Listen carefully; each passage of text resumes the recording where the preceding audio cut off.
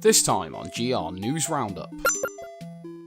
Metal Gear Survival, apparently worst thing ever, Southpark the Fractured But Whole stinks, and trailers galore for practically every game ever announced.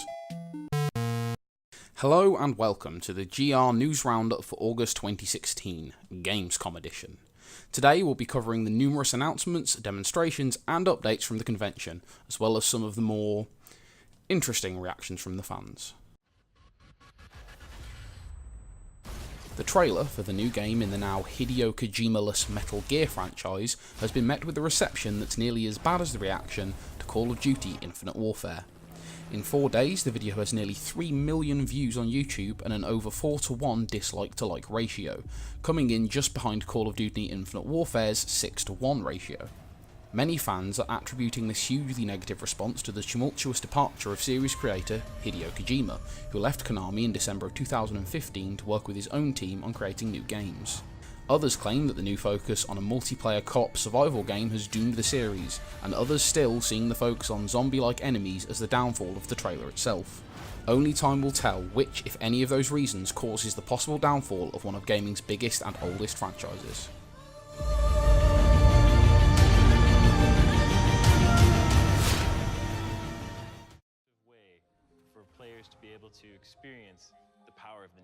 Southpark has long been known for its weird and interesting sense of humour, and the games have been no exception to that rule. However, some are saying that the series may have gone too far with the demonstration of a smell-based peripheral for the newest game in the series, Southpark the Fractured But Whole. The Nosulus Rift, a parody of the Oculus Rift, is a strap-on headset for your nose that was demonstrated to testers at Gamescom this year. During any sections of the game where the player must fart, and this being a South Park game that happens a lot, the headset releases one of the most noxious smells known to man. According to many of those subjected to this olfactory assault, the smell had a tendency to linger long past a time that could be reasonably expected of it, giving it a somewhat mythical feeling in the eyes of many. Fortunately, it appears that only 10 of these devices actually exist, and they are unlikely to make it to store shelves, or to be bundled with the game itself. Something that I have been assured is a good thing, no matter how funny it would be to subject your friends to. Paar Fürz zu kreieren. Ich habe mehr als 1000 Fürze gerochen. This year's Gamescom has seen some of the most anticipated and exciting trailers we've had in a long time.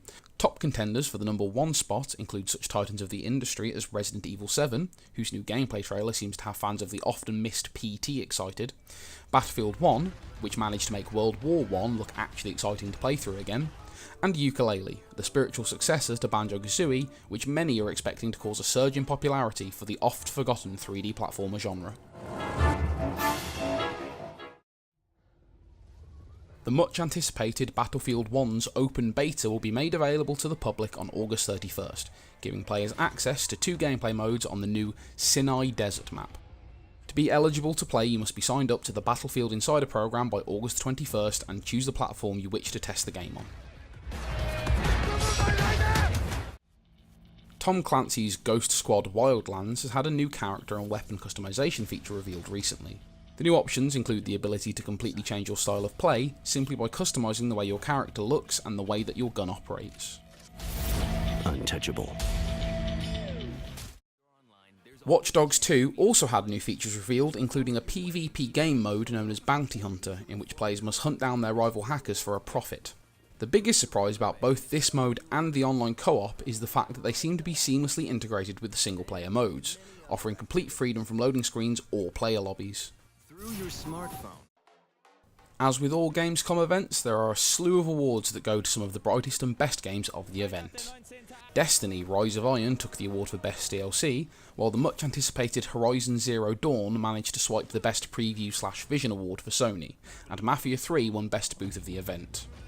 Moving on to the genre-based awards, Final Fantasy XV won Best RPG, while Forza 3 Horizon won Best Racing Game, and Battlefield 1 took the title for Best Action Game. Genre mainstay Sid Meier's Civilization VI won Best Strategy Game, and PlayStation VR took the gold for the best hardware on display. Finally, Battlefield 1 won another title, this time in the Consumer Award category, and the best game of the convention was awarded to Nintendo's The Legend of Zelda: Breath of the Wild. Thanks for watching the GR News Roundup for August. If you want to find out more, you can read about all of the news I've talked about here on gamingrespawn.com or by clicking the links in the description below. I've been your host, Will, and remember to keep playing.